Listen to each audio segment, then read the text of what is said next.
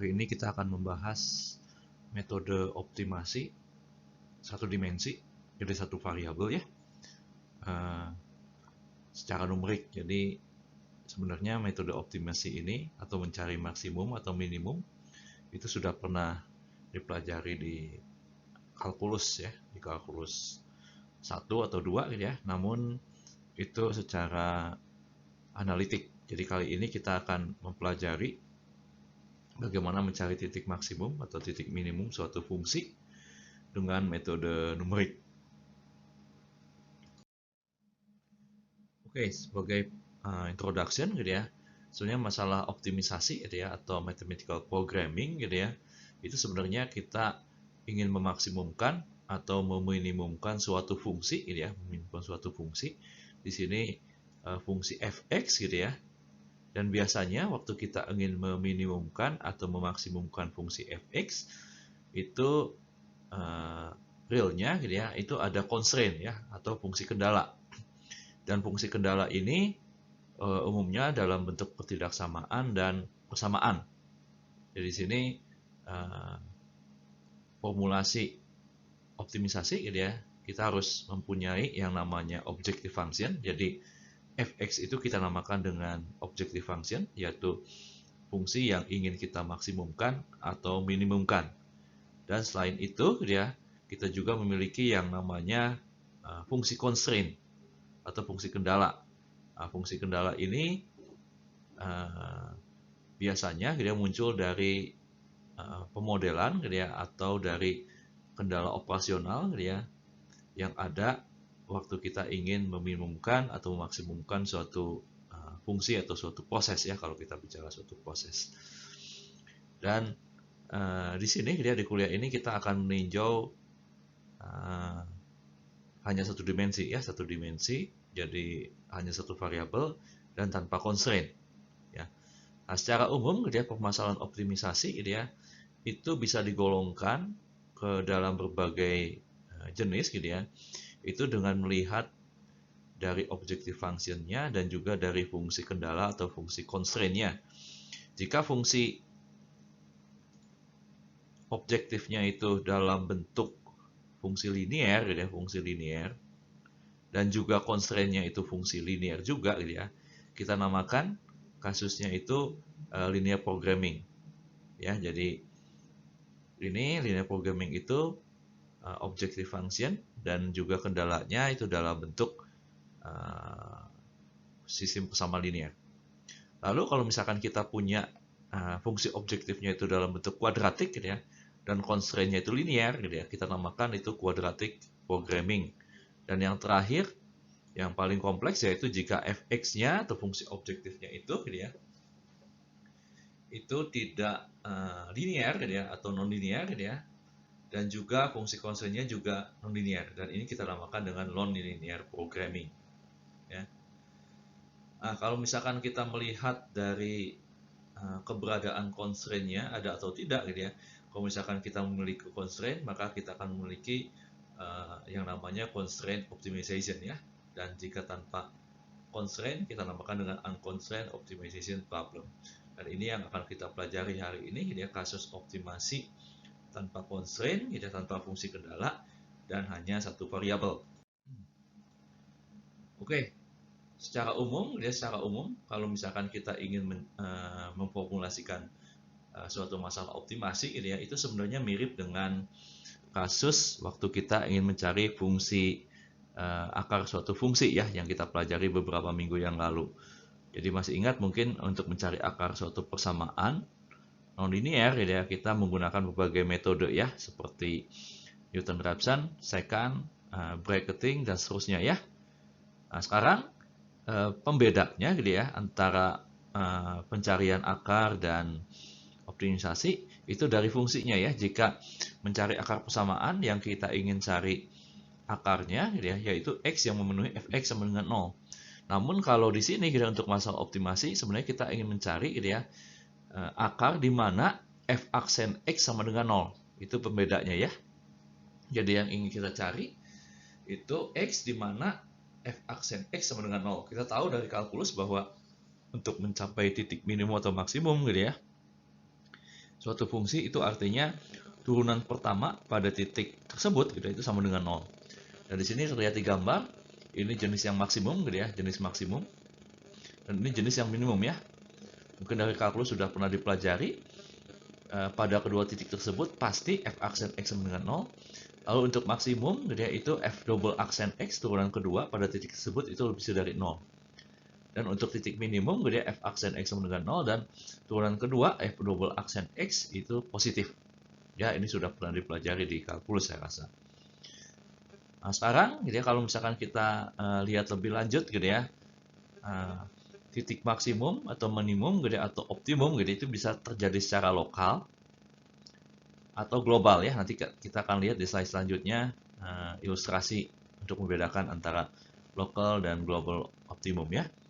Di sini seperti yang tadi saya singgung gitu ya, kita hanya membahas optimasi satu dimensi ya, atau satu variabel. Dan kita akan membahas 3 metode untuk mencari titik optimum suatu fungsi satu dimensi ya, yaitu golden section, quadratic interpolation, dan Newton-Raphson method.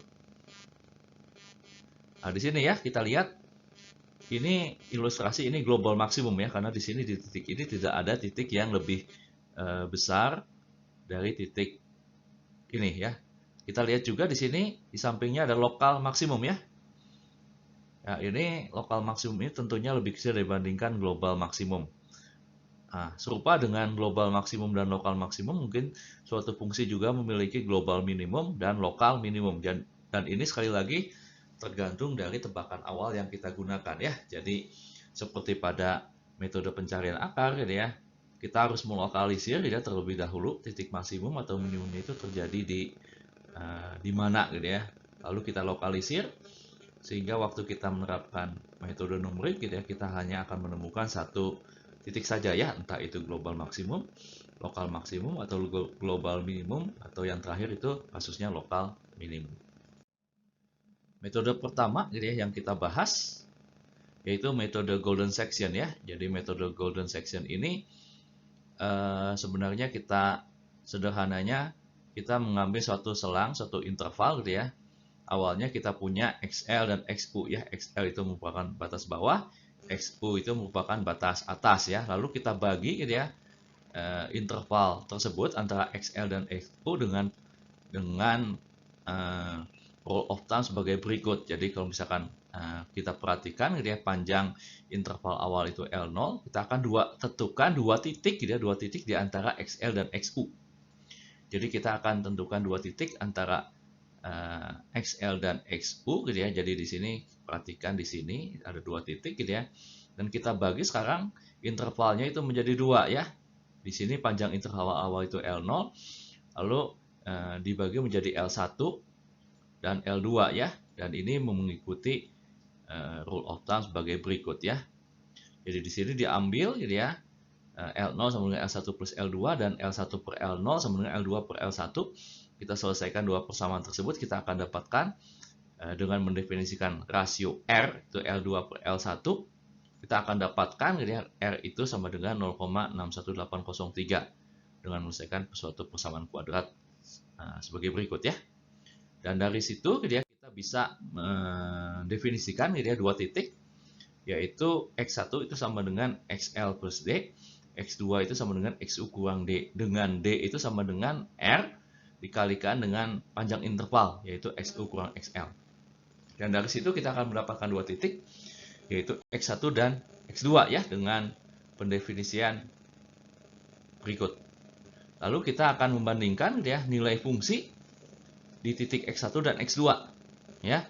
Dan nanti selanjutnya di titik X1 dan X2 ini gitu ya, yang akan menggantikan XL dan XU pada interval sebelumnya. Jadi kalau di ilustrasi ini gitu ya, di sini kita punya interval awal XL, interval awal batas bawahnya itu XL, interval atasnya batas atasnya itu XU ya. Dan dari sini kita bisa mendefinisikan X1 dan X2. Jadi katakanlah X2-nya yang ini, X1-nya dan ini ya. Nah, mengacu dari gambar ini kita lihat gitu ya, nilai fungsi pada titik X2 gitu ya. Ini gitu ya. Itu lebih kecil dibandingkan nilai fungsi pada X1. Jadi untuk interval selanjutnya gitu ya, kita lihat gitu ya, titik maksimum tidak akan mungkin terletak pada interval di sebelah kiri X1. Jadi nilai maksimum mesti terletak gitu ya, di antara X2 dan XU.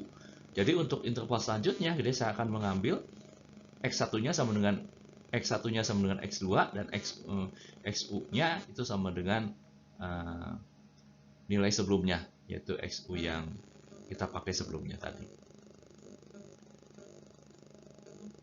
Dari sini kita bisa mendefinisikan stopping kriteria, jadi kapan kita harus berhenti, di mana panjang interval antara XU dan XL absolutnya itu lebih dari suatu nilai yang kita tetapkan.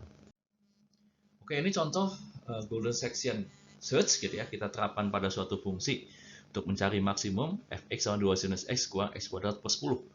Jadi di sini kita mulai dengan tebakan awal, interval awal yaitu antara 0 dan 4 gitu ya, dan kita hitung X1 dan X2 gitu ya, dan dari sini kita bisa menghitung nilai fungsi gitu ya pada X1 dan X2. Jadi nilai fungsi pada X2 yaitu 1,7647 dan nilai fungsi pada X1 itu 0,63. Dan kita lihat gitu ya, fx2 itu lebih besar dari X1.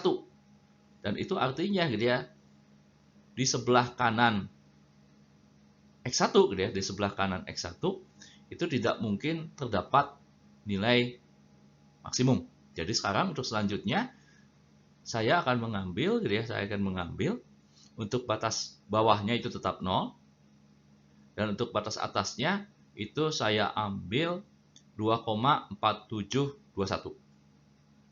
dan seterusnya ya. Dan dari sini, dari iterasi kedua saya bisa dapatkan X2 dan X1, saya bandingkan nilainya.